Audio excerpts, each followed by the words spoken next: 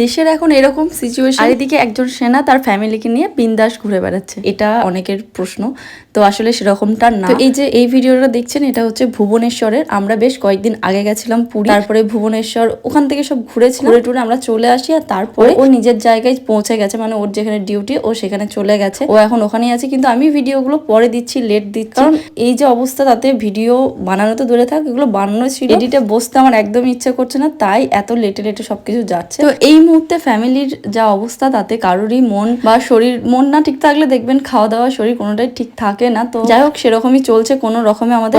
ও বারবার বলছে কেন ভিডিও দিচ্ছ না, ভিডিও দাও, তুমি বিন্দাস থাকো, নিউজ টিউজ কম দেখো, এত বেশি ফালতু চিন্তা করার দরকার নেই। ও ওর নিজের দায়িত্ব কর্তব্য থেকে বলছে, আর আমিও চেষ্টা করছি যতটা নিজেকে কাজের মধ্যে রাখা যায় ততটাই ভালো। আমাদের ভাবনা চিন্তায় তো কিছু হবে না, যেটা ঈশ্বর ঠিক করে রেখেছে সেটাই হবে, আর যেটা হবে সেটা ভালোই হবে। সকলেই সুস্থতা কামনা করে আজকের ভিডিওটা আমি এখানেই শেষ করছি।